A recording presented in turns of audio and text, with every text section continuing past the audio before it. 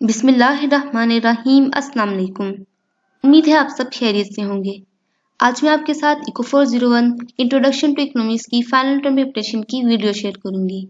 ये वीडियो आपके लिए बहुत हेल्पफुल होगी क्योंकि इससे मैं साथ साथ आपको समझाऊंगी भी ताकि आपके कॉन्सेप्ट्स क्लियर हो जाएं। लेकिन अगर फिर भी कोई बात कोई पॉइंट आपको समझ में ना आए तो कमेंट से मुझसे पूछ लीजिएगा। इंशाल्लाह एज सून एज पॉसिबल मैं आपको लाजमी रिप्लाई करूंगी। और जो क्वेश्चंस जो एमसीक्यूज मैंने आपके हैंडआउट से देखे हैं उसके आगे मैं आपको पेज नंबर बता दूंगी और जो मैंने खुद कैलकुलेट किए हैं वो भी आपको बता दूंगी। लेकिन ये बात 100% गारंटी के साथ कहती हूँ कि आपके तमाम एमसीक्यूज के आंसर 100% करेक्ट है। लेकिन अगर फिर भी कहीं पर भी आप कोई भी गलती देखें तो कमेंट्स में लाजमी बता दीजिएगा ताकि दूसरे स्टूडेंट्स की हेल्प हो जाए, वो कोई गलत चीज़ याद ना करें। लेकिन फिर भी मैं गारंटी देती हूँ कि जहाँ से भी मैंने देखे हैं ये मैंने 100% करेक्ट आपको सोल्यूशन प्रोवाइड किया है। जैसा कि आप जानते हैं कि फ्लड आया हुआ है इस वक्त कंट्री में, तो मुझे सुनने में आया कि इस बार इतने स्ट्रिक्ट पेपर्स नहीं होंगे क्योंकि कुछ लोगों को तो तैयारी करने का मौका ही नहीं मिला। तो इस वजह से आप जस्ट एमसीक्यूज पे अपनी ग्रिप रखें क्योंकि किसी सब्जेक्ट में 50 एमसीक्यूज आ रहे हैं तो किसी में 54 एमसीक्यूज आ रहे हैं। तो जस्ट आप अगर एमसीक्यूज को ही कर लेंगे तो आपकी काफ़ी ज़्यादा हेल्प हो जाएगी। चलिए जी विदाउट टाइम वेस्टिंग स्टार्ट करते हैं। फर्स्ट है Keynes advocated demand side policies to lift the economy out of debt equilibrium towards full employment। ये ट्रू है। इसका आंसर आप पेज नंबर 109 पे देख सकते हैं। Second, which of the following is true with a pure monopoly. ये आपके फाइनल टर्म एग्जाम्स में भी बहुत सारा पूछा गया है पास पेपर्स में, और ये आपके इस बार क्विज में भी आया था। तो इसका आंसर है the monopolist will always charge a high price because it wants to maximise the profit. Number 3, if the injection are less than the withdrawal at the full employment level of income, then the arises, इसका answer है a deflationary gap। The slope of saving function or the line is the marginal propensity to save। इसका यही आएगा क्योंकि जो slope होती है saving function की या लाइन की तो लाजमी सी बात है आखिर में सेव ही आएगा। लेकिन मार्जिनल प्रोपेंसिटी लाजमी आ गई क्योंकि स्लोप की बात आ गई है। स्लोप की बात में एवरेज नहीं आता, मार्जिनल आता है। An individual whose attitude toward risk is known as. तो देखिए पेज नंबर 44 पे आप देख सकते हैं इसमें known of the given is necessary correct किया है। ये तीनों चीजें तीनों एमसीक्यूज उसमें बताई गई हैं तो इस वजह से ये नहीं आ रही। ये नीचे जो फोर्थ वाला ये इसका करेक्ट है। An important difference between the approaches of classical and Keynesians economist used to achieve the micro economic equilibrium is that कि क्या इंपॉर्टेंट डिफरेंस है क्लासिकल और कीनियंस इकोनॉमिस्ट का जिन्होंने इस्तेमाल किया था माइक्रो इकोनॉमिक्स को इक्विलिब्रियम को अचीव करने के लिए। इसने कीनियंस इकोनॉमिस्ट ने क्या किया था, इसने प्रोमोट किया था फिशल पॉलिसी को इस्तेमाल करने को, और जबकि क्लासिकल इकोनॉमिस्ट ने नहीं किया था, डू नॉट। तो ये वाला आपका फर्स्ट वाला इसका करेक्ट आंसर है।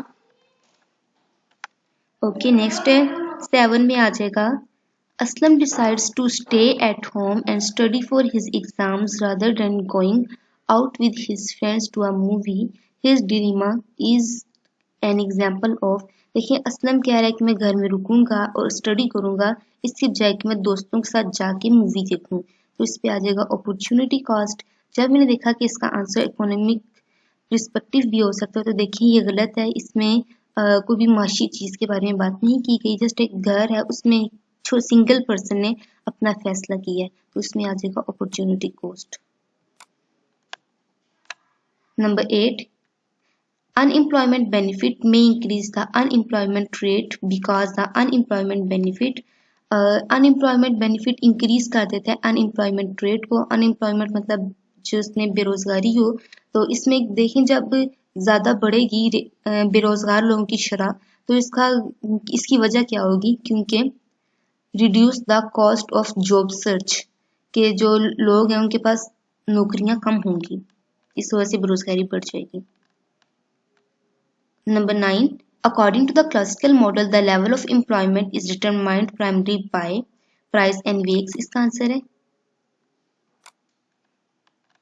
the numerical measurement of a consumer preference is called utility ये आपने इको 402 में भी पढ़ा और इको 401 में भी इसकी डेफिनेशन है यूटिलिटी की। Next, those who hold the classical view of labor market are likely to believe that। अब क्लासिकल व्यू लेबर मार्केट के बारे में क्या है कि neither monetary nor official policy will have an effect on output and the employment। Last वाला इसका correct answer है। Which of the following is the Fisher equation of exchange? तो आपको पता ही है MV is equal to PQ।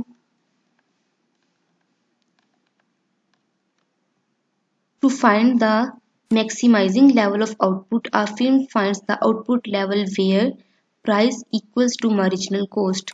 कि जब हमने profit maximising level of output find करना होता है तो एक फिल्म आउटपुट लेवल को फाइंड करने के लिए क्या देखती है कि प्राइस मार्जिनल कॉस्ट के इक्वल हो। Next, the gold standard was an example of what kind of exchange rate system. तो इसमें आ जाएगा a fixed change rate. Next, according to the classical economist the इसमें क्या आ जाएगा कि जो एग्रीगेट कर्व है वो डाउनवर्ड स्लोपिंग में होगा।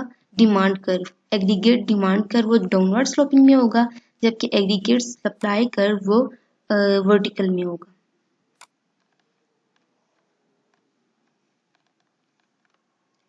In which case the total expenditure is an economy is not equal to the total income। तो इसमें लास्ट वाला आएगा they are equal। इसमें not equal की तो बात है ही नहीं है, ये equal होंगे, ठीक है। A good for which the income and quantity demanded are inversely related is known as inferior goods। ये इको 402 में भी है और इको 401 में भी है, ये इसकी डेफिनेशन है। An increase in supply curve is shown by। तो ग्राफ में या कर्व में आपको कैसे पता चलेगा कि जो शिफ्टिंग सप्लाई कर्व है वो राइट पे चले जाएगा, मींस उसकी तरह की एक दूसरी लाइन निकल के आ जाएगी जो कि राइट साइड पे होगी उसी कर्व के अंदर। ये मैंने खुद कैलकुलेट किया था, इसका आंसर आपके पास 14 आएगा।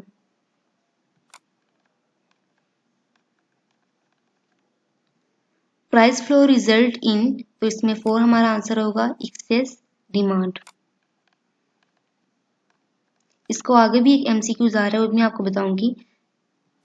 The indifference curve that are convex to the origin reflect. तो इसमें सेकंड वाला आपका आंसर आएगा decreasing marginal rate of substitution. As compare to the existing firm, a new firm entering a monopolist market has. एक नई film मतलब product कर लेते हैं, एक प्रोडक्ट जो आपकी मार्केट में एग्जिस्ट है उसके मुकाबले में जो नई आई या प्रोडक्ट मार्केट के बीच में, मोनोपोलिस्ट मार्केट के बीच में, तो क्या होगी उसकी हाई कॉस्ट होगी। ये आपका करेक्ट आंसर है।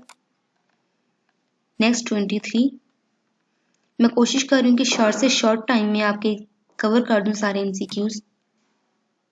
If an government were to fix a minimum wage for workers that has higher than the market clearing equilibrium wage, economists would predict that more workers would become employed। कि ज़्यादा workers को हम रख सकते हैं मुलाजिम काम करने के लिए, लेबर।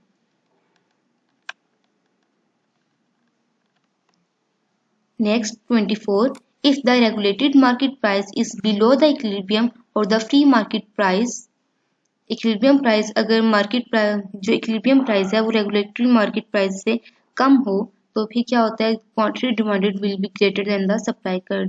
कि जो चीज है प्रोडक्ट है उसकी डिमांड ज्यादा हो जाती है लेकिन जो उसकी सप्लाई होती है वो कम हो जाती है।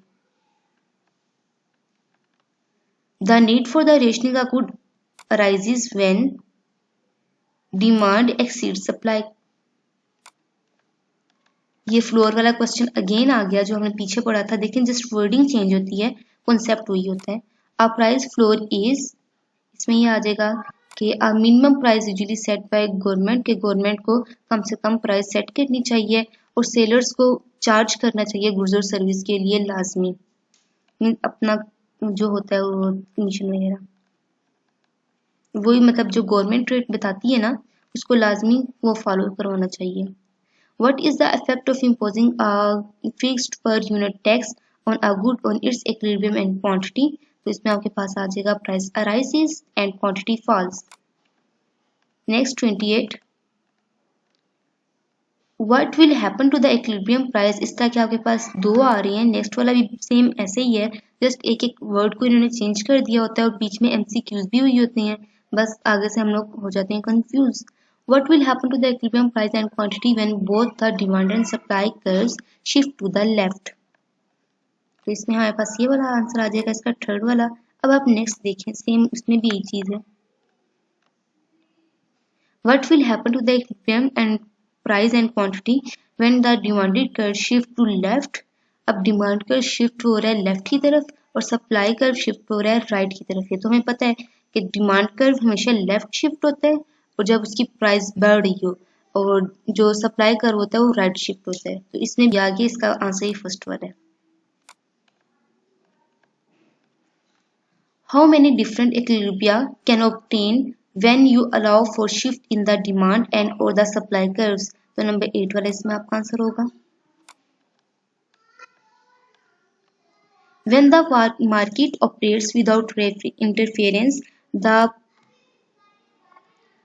price increases will distribute what is available to those who are willing and able to pay the most. The process is known as price rationing. छोटी छोटी डेफिनेशंस हैं, ये याद रखिएगा, क्योंकि आपको पता है इको के पेपर में कोई भी चीज़ मतलब एग्जाम्पल्स के बगैर नहीं आती, लेकिन डेफिनेशंस का भी 10% बीच में हिस्सा तो होता है ना, वो लाजमी याद कर लिया करें. When there is excess demand or an unregulatory market, there is a tendency of price to rise. इसकी टेंडेंसी होगी प्राइस टू राइज की. लास्ट वाला इसका करेक्ट आंसर है. 33.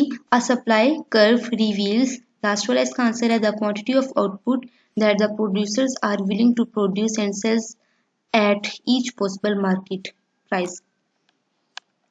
अपने MCQs को लाजिम पक्का कीजिएगा, अपनी क्विज़ेस की फाइल्स को देखिएगा और फाइनल टर्म के जो पास्ट पेपर्स हैं उनमें से MCQs को देख लीजिएगा, क्योंकि इस सब्जेक्ट में अगर क्वेश्चंस की तरफ देखा जाए तो थोड़ी मुश्किल होती हैं. अगर आपकी MCQs पर ही ग्रिप होगी तो आपकी देखिए 54 मार्क्स के MCQs आ जाती हैं, तो वहां से आपकी कितनी परसेंट निकल जाएगी. मीन्स कि अगर 40 भी ठीक हुई ना कर तो ये भी 40 भी ठीक हुए तो आप पास तो हो ही जाएंगे ना. तो क्वेश्चन तो आपने कोई छोड़ के आना ही नहीं है, सारे क्वेश्चंस करने हैं. नहीं भी आता तो बीच में क्वेश्चन ही पेस्ट कर आ जाए, लेकिन कुछ भी छोड़ना नहीं है. ओके, इसमें कौन सी पॉजिटिव स्टेटमेंट है? 34 क्वेश्चन पूछ रहा है which of the following is a positive statement. तो ये लास्ट वाला आपने लिख देना है none of the. The magnitude of the slope of an indifference curve is, ये काफी बार पेपर में आ चुके हैं, called the marginal rate of substitution. In the long run, new firms can enter an industry and so the supply elasticity tends to, इसमें आ जाएगा more elastic than in short run. A curve that represents all the combination of the market basket that provide the same level of utility to a consumer is called indifference curve. Question number 38. The income elasticity of the demand is, इसमें third वाला आपका option correct है, the percent change in the quantity demanded resulting from a 1% increase in income. Question number 39. Assume that the current market price is below the market clearing level. We should accept. Third वाला इसमें आपका correct answer है. Upward pressure on the current market price. Which of the following would shift the demand curve for the new textbook to the right? तो इसमें आ जाएगा an increase in the number of students attending college. तो इसमें आ जाएगा आपका 3 वाला correct answer. Which of the following measures the responsiveness of the quantity of one good demanded to an increase in the price of an other good? तो इसमें आपका answer आ जाएगा cross price elasticity. Is the perfect competition product prices, तो इसमें आ जाएगा आपके पास equal to marginal revenue. Marginal cost, इसका फर्स्ट वाला आपका करेक्ट आंसर है, is the cost of hiring the last unit of labour. Question number 44. The change in the total revenue divided by one unit change in the output sold is known as marginal revenue.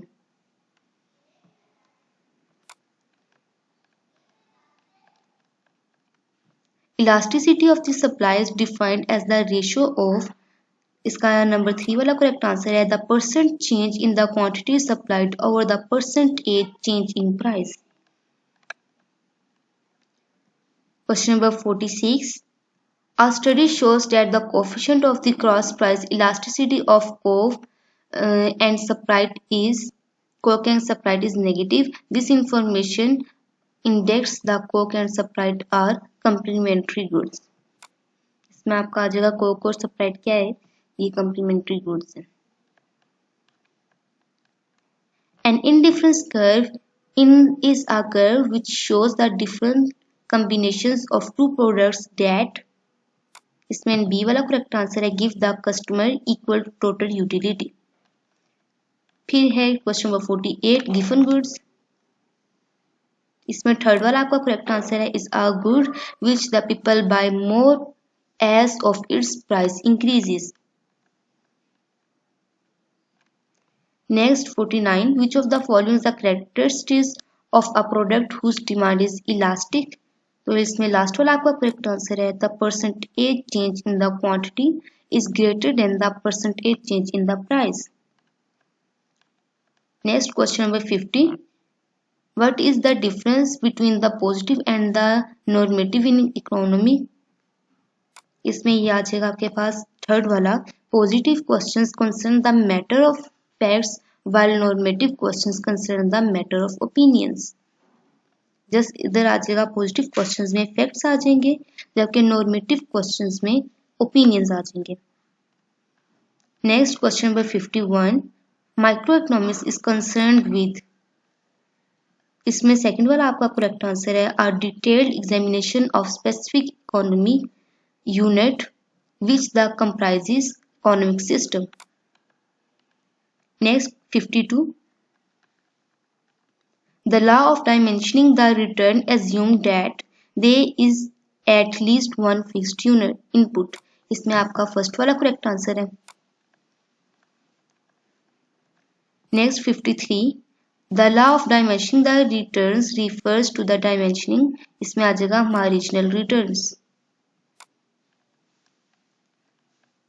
54, the average product is defined as total product divided by the variable input.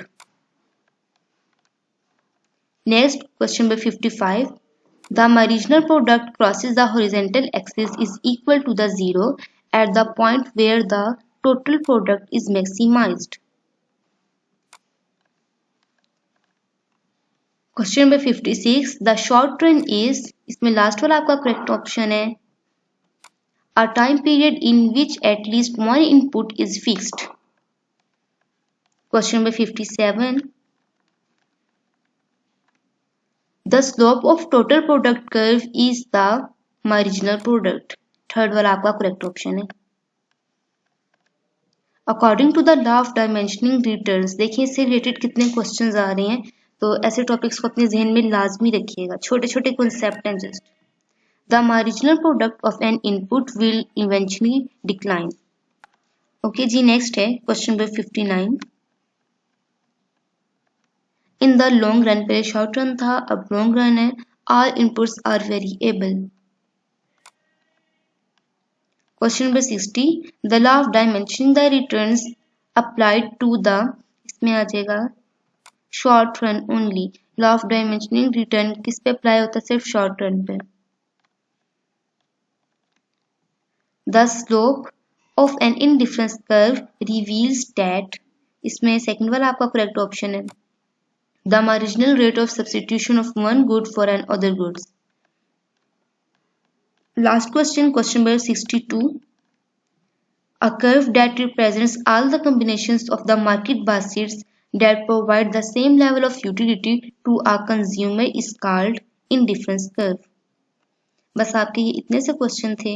मुझे उम्मीद है ये video आपके लिए काफ़ी helpful रही होगी, लेकिन अगर फिर भी कोई बात कोई पॉइंट समझ में ना आया हो तो कमेंट से मुझसे पूछ लीजिएगा। काइंडली मेरे चैनल को सब्सक्राइब कर दें और मेरी इस वीडियो को लाइक कर दें ताकि मैं भी मोटिवेट हो जाऊँ और आपके लिए ऐसी वीडियोस और भी बना सकूँ। अपनी दुआओं में याद रखिएगा। नेक्स्ट वीडियो में मिलते हैं। अल्लाह हाफिज़।